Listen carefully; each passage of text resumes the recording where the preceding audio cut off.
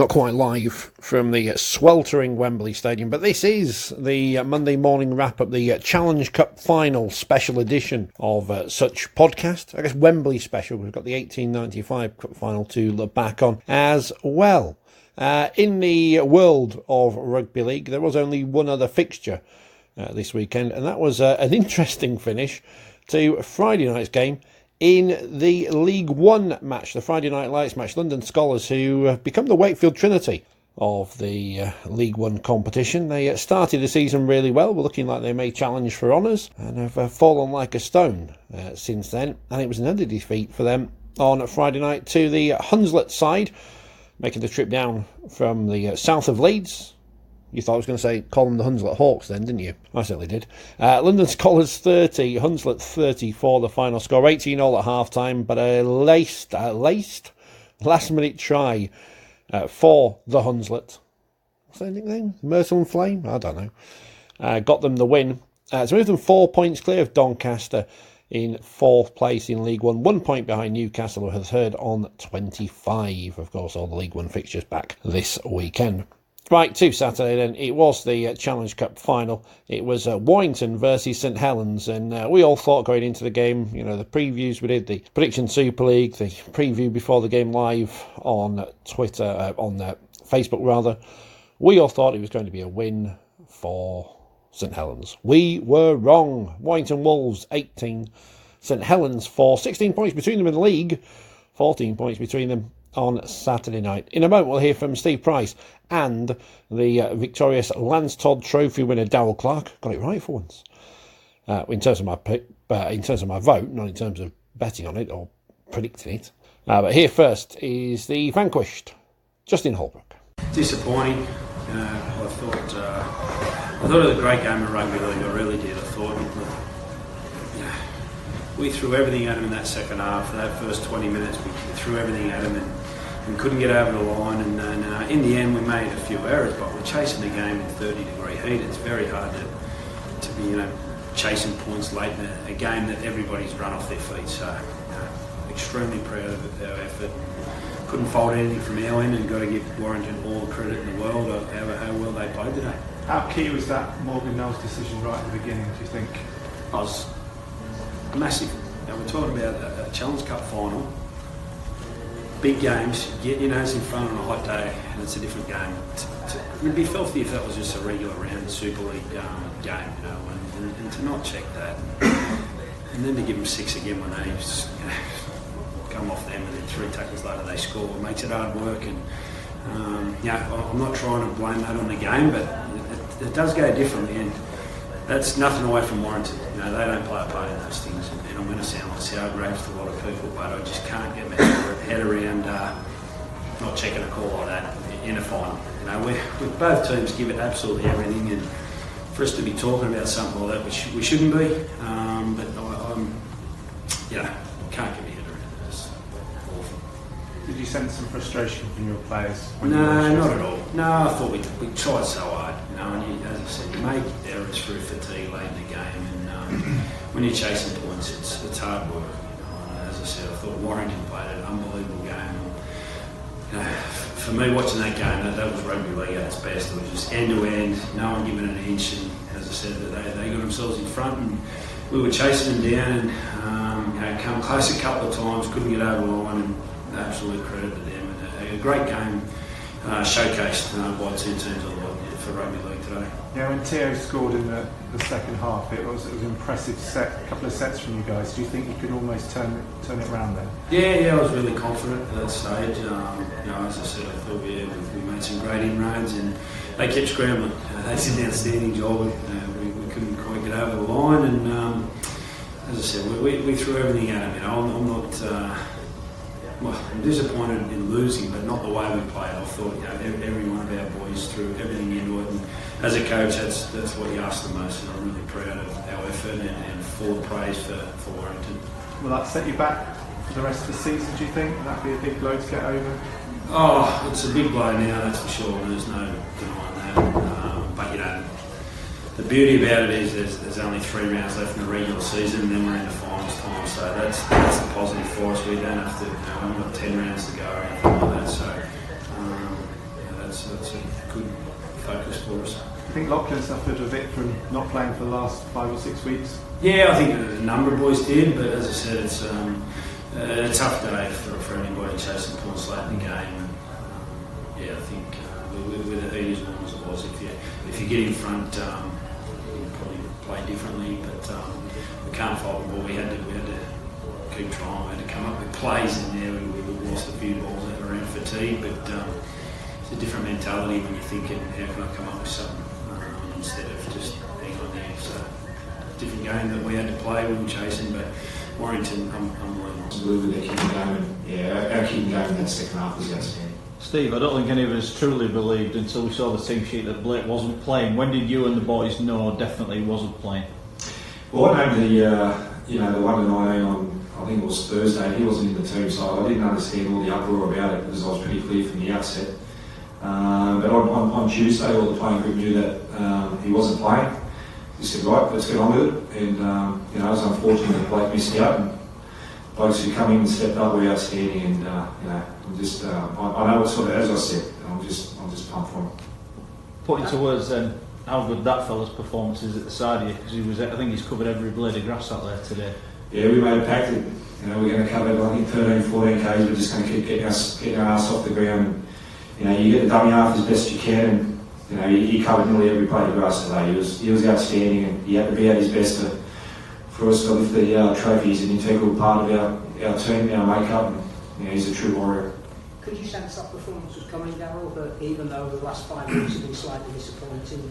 I had a good feeling all week. Obviously, we was massive underdogs, and we knew what was in front of us, but we were just trying to flip it on his head a little bit. And Tommy Lyman mentioned last night when I had a meeting that last year we was massive favourites against Catalan, and I think the way we felt, I think was a bit arrogant, and a few of us thought the job's already done and all we had to do is turn up, and it massively backfired on us. So coming in as the underdog, we knew we could flip it on his head, and we was in that situation. We knew the same sitting on the accolades and all the media was bigging him up, and we was massive underdog and all that. We just stood under the radar all week, and we believed in this game plan.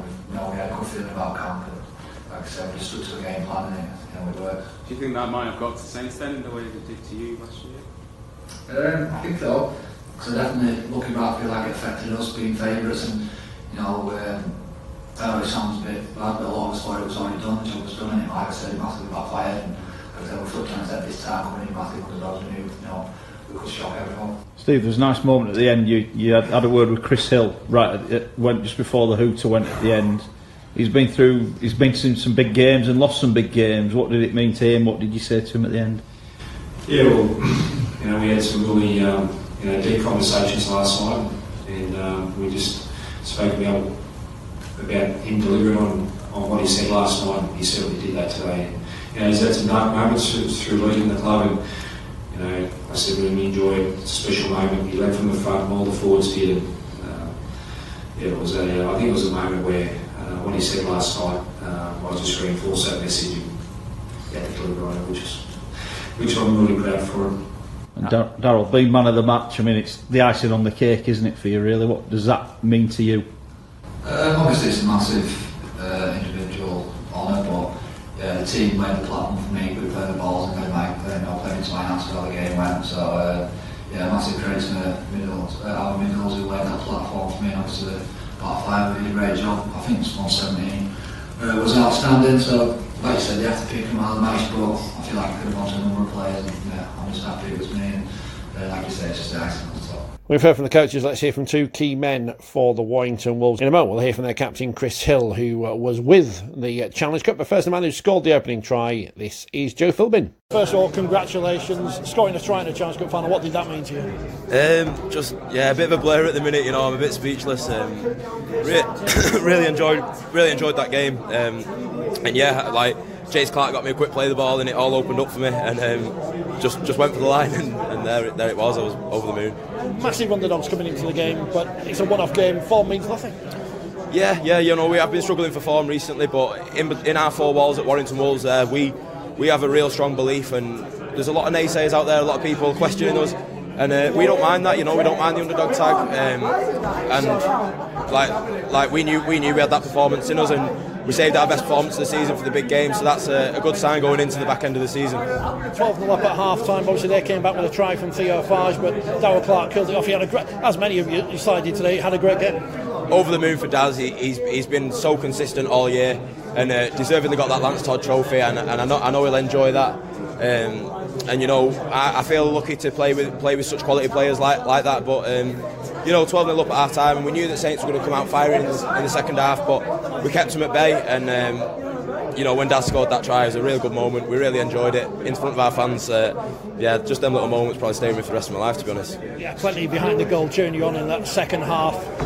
They always say it's always your year. There's one more target than this year, and I guess building on this final, you've got that grand final in your sights. One down, one to go. Hey, yeah, really enjoyed that. And we're going to enjoy this. Don't get me wrong, but then you know we've got one more big one to go for. Thank you. You were defending brilliantly from the start, but your try changed the tone of the game, really. Does that make you proud? Yeah. I mean, it was when I scored. It was a bit of a blur because I got a bit of a whack to the head as well. So you know, a bit of a blur. But yeah, you can see. You know, yeah. So like I said, I don't really think it was a turning point in the game. It was a good moment, but I just feel like there was a lot of big plays from us. You know, Jack Hughes playing at half back, and he gave Ben Murdoch and Silla the ball for that try. Bryson Goodwin knocking the ball out of Tommy Makinson's hands when he's just about to score one of them spectacular tries like he does. A lot of big moments win your games like that, and it was little 1% efforts, and I'm so proud of my teammates. Belief must have grown after you'd scored though, and then to get the second as well, to go into half time. Yeah, well, I just said then we've got a strong belief in this group, and you know, there's a lot of people outside of our four walls who do question us and who don't believe, but that's fine by us because we know what we've got in that group, and we know when it comes to the big games we really can turn it on. So I'm over the moon. You know, lost 2 last year, so happy to finally get over that winners line. Does that make it sweeter that people doubted you? No, we don't care about other people's opinions. We only care about what's in our four walls. So you know, yeah, we play for each other. We play for our families, and we're just proud of what we dished up today. Chris, congratulations! Challenge Cup back in your hands. How's it feel? Unbelievable, especially to lift it with Jack Hughes is something special. You know, you don't know when your next final's going to be, and especially in rugby league, anything can happen on it, and you've got to take your chances. And I thought 1-17 today was immense. You came in as massive underdogs. You weathered that early pressure from Saints, but once you scored that first try, it looked like you were never going to be beaten. No, and we knew we've got it in us. And we've been talking about being the bride, not the bridesmaids, and I think Price said that after the semi-final. And yeah, we've not had results leading up to it, but we know we've got it in us, and it's showed today. Joe Philbin with the first try. How crucial has he been for Warrington this year? He's under Price. He's been special. He's just got a new lease of life, and he knows his job as everyone else does, and he nails it to perfection as well. Obviously, you won the Lance Todd Trophy. Did Darryl Clark? How big a game did he have for you, especially having been to here 3 times and lost all 3 times? Yeah, and that's what Daz has spoke about this week, and I think he's getting back to his Man of Steel form. I reckon he's probably the best hooker in the world at the minute. He's unbelievable. Definitely going to be on that Great Britain squad then come the end of the season. No, that was never in doubt, was it? You'll have to fill Wayne. You'll have to give Wayne a call. We'll give Wayne a call after, no doubt, after a few beers. He'll be expecting it, I'd have thought as well. You have to play again on Thursday. I mean, to have that cup back in your possession, to be the champions again. Obviously, you say that the form coming into this final wasn't great, but I guess it doesn't matter now. No, it doesn't. No, and it's I said to you after, it's an infectious feeling winning, and lads won it, and you might see we kick on from this. 16 points behind them coming in terms of the league ladder. The playoffs are coming up. There's a big grand final place up for grabs. You were there last year. Obviously, you missed out on the Challenge Cup final last year. It's got to be a great ending to the season coming up. Yeah, definitely. Yeah, they're rightly so 16 points clear, and rightly so league leaders, because they've been the most consistent side. But we knew this week it's nothing to do with form. Challenge Cup has nothing to do with form at all. And maybe them not playing plays for the last, they've probably not played a full strength side for about 3 or 4 weeks, and But that didn't matter to us. We was prepared for the best Saints, and I thought they were really good. To be fair, I thought we just did our 1%ers a lot better. A lot of the time before the match, certainly on our side of things, was spoken about Blake Austin. Didn't need him this afternoon. You got to tell Blake that. Nah, he did what he needed to do for the team. He knew he weren't right, and if he'd have probably come in and maybe got 20 minutes in and limped off, he knew it weren't right for the team.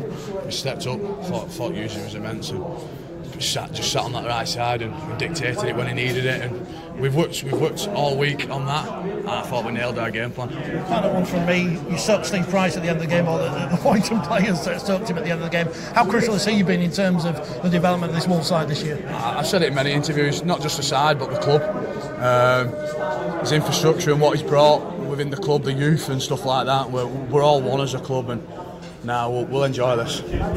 What did we make of the game then? We were live on Facebook after the match, eating humble pie with Phil Kaplan, John Davidson and Paul Bennett. Losing 17 semi-finals and finals in the last 12 years.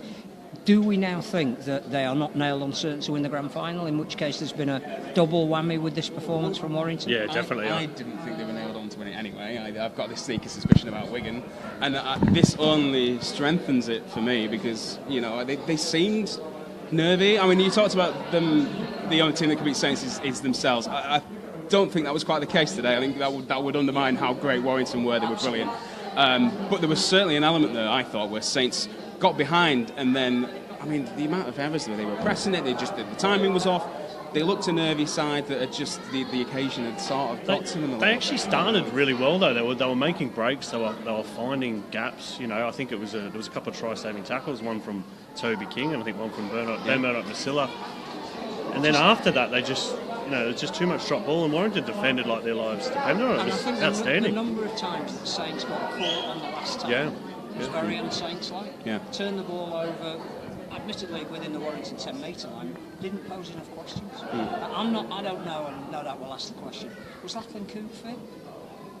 Well, I don't know. So he's focused all week on was Blake Austin going to play. Whether he was fit or not, he didn't look like a player who hadn't played for a little while. Yeah. I think at least you could say that. I don't blame one person, but was he symptomatic of Saints play? He had a very bad game, didn't he? And there's no doubt that he's an absolute key player for them, and a lot goes through him, and it wasn't working for him today, was it? But actually, what we should be talking about is Warrington. Exactly. Yeah.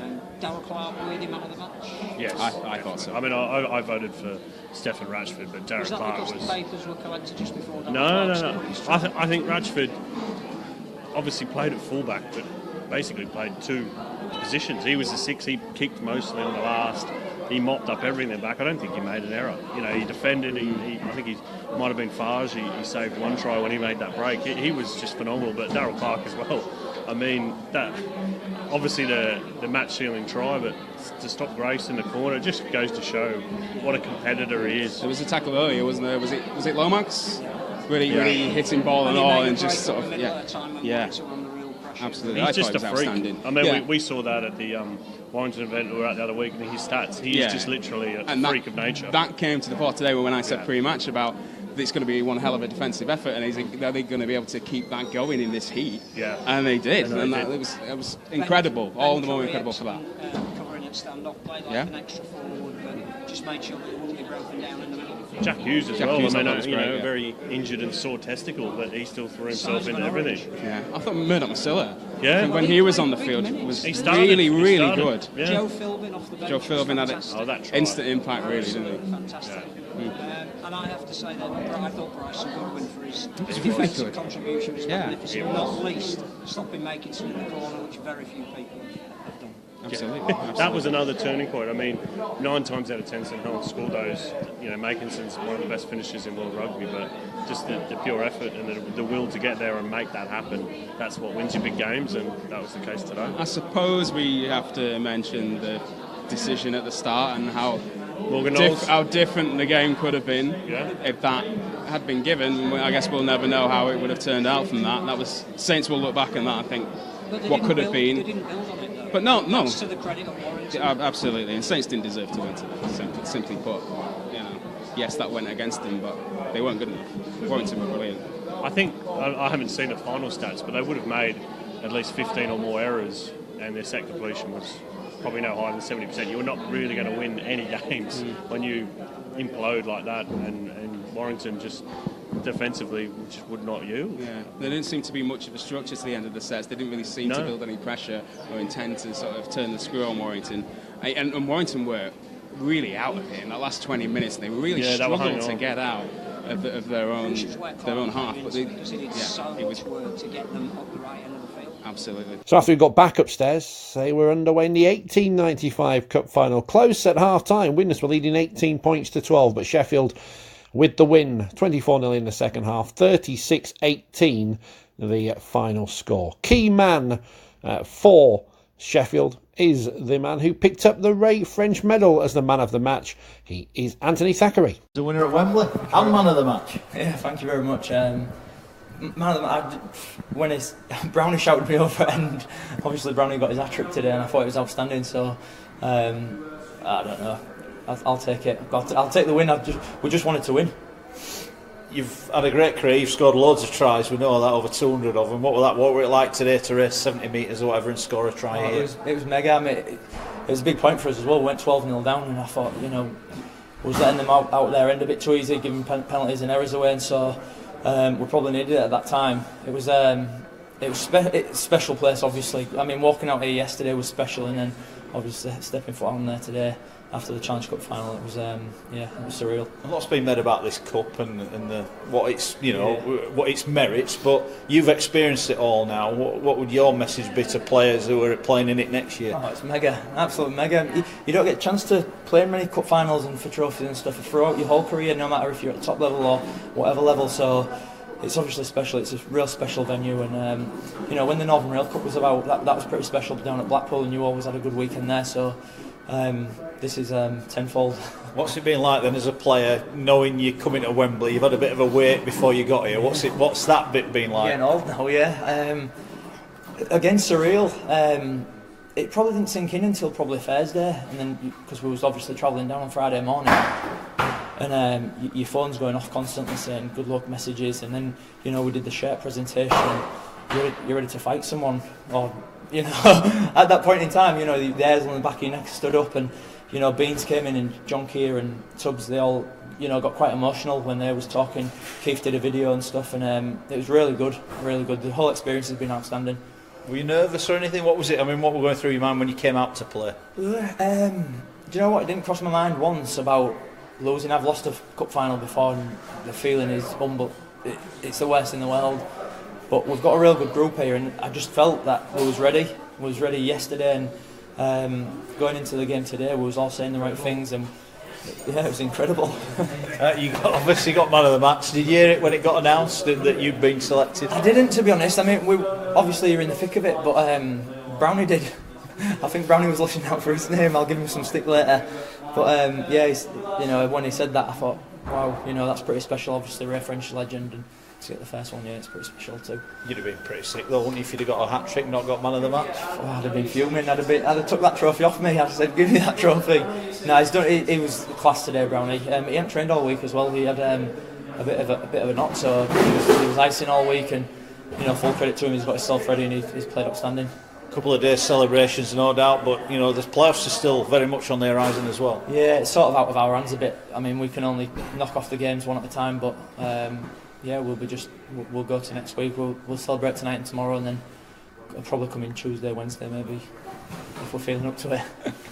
So if he's the key man, I'm not even sure how to describe this other gentleman, Mark Aston, Mr. Rugby League in Sheffield, Mr. Sheffield Eagles. He's been there, done that, got the T-shirts, had to sell some T-shirts to buy some more ones because the Sheffield Eagles, they've had a hard time in the past 20 years or so since getting to Wembley and winning the Challenge Cup against Wigan. Merged, reformed, moved house about 400 times.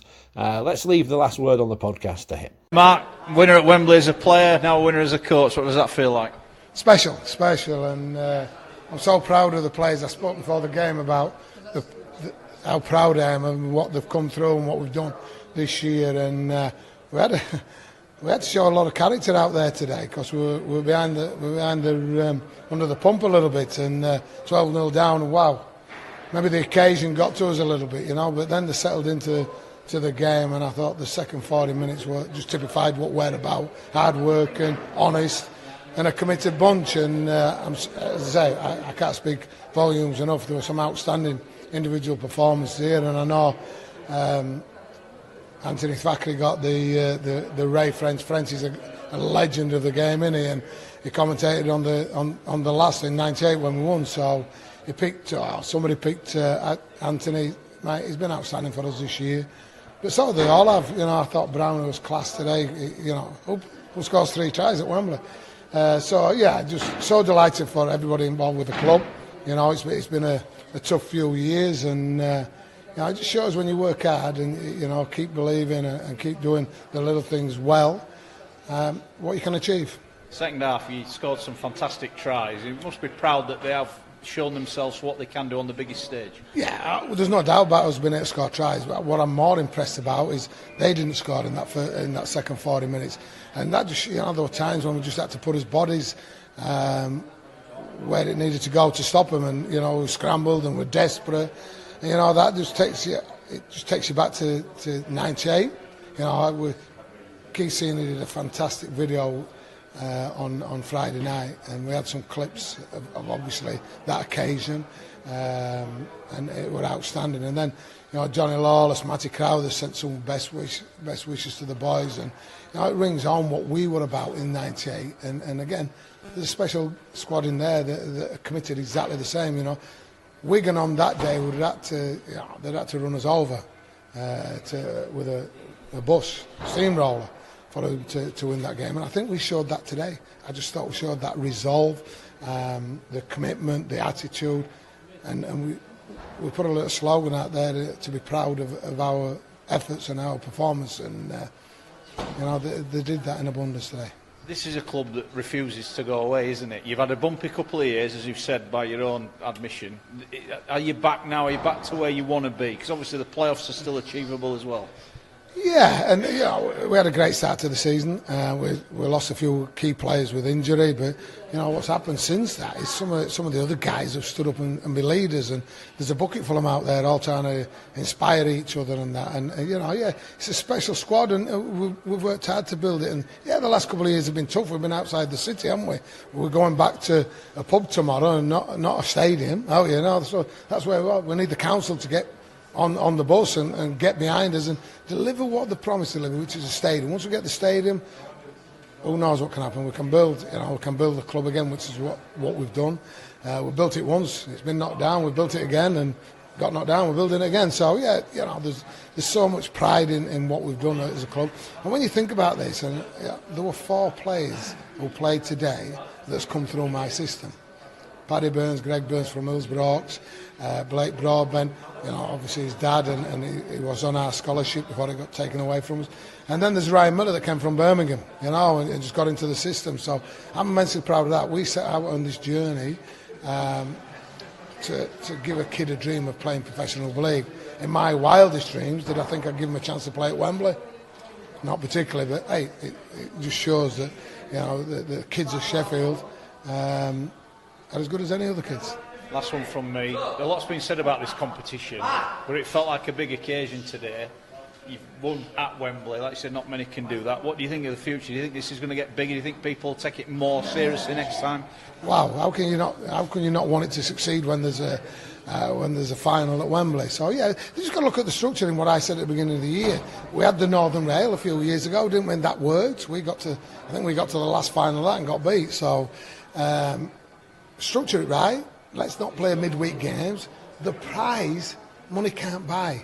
And there's players in there, when I said how much money they were getting to win this game, it didn't even matter. It just blew them away, you know what I mean? So it's about how many people can actually walk out there and say, I've played at Wembley, scored a hat-trick at Wembley, I won at Wembley. And that's special. And that, what I spoke about, is writing your own story, going in the books, in the history books for Sheffield Eagles, and be part of this club's, the history of this club. And they're all part of it now, and then hopefully in 20 years, is that how long it's been? 20 odd years, they can, you know, do some of the things that Johnny Lawless, Matty Crowther, all them guys have given back to us. Rocky Turner and all these guys sent wishes to the boys that mean so much. Paul Broadbent, obviously the skipper. John Keir last night did the shirt presentation with Paul, so we're indebted to them guys. But it's been a massive effort from everybody concerned. The directors, the club, the support staff, the backroom staff that don't get noticed. Brian Moore, these are all volunteers that give so many hours a week. So it's for them. Biggest thing I've got to say is, why did we do this all these years ago after the merger? For them people, and there ain't a lot of them, is there? There ain't a lot of them fans, but you know what? They've had a rough ride as much as we have, and they're still here, and we're indebted to them, and we do it all for them at the end of the day, don't we? Say the last word. I'm back to say, of course, we're back on Monday night, 6 p.m. live on Facebook to look back on a busy weekend in Rugby League off the field, on the field mainly, and talk about all the things you want to in the world of Rugby League. You can get involved on Facebook, on Twitter and on YouTube. Don't forget to join us from 6. If you can't, the podcast will be out later. And we'll be back again next week to wrap up another busy weekend in the world of Rugby League.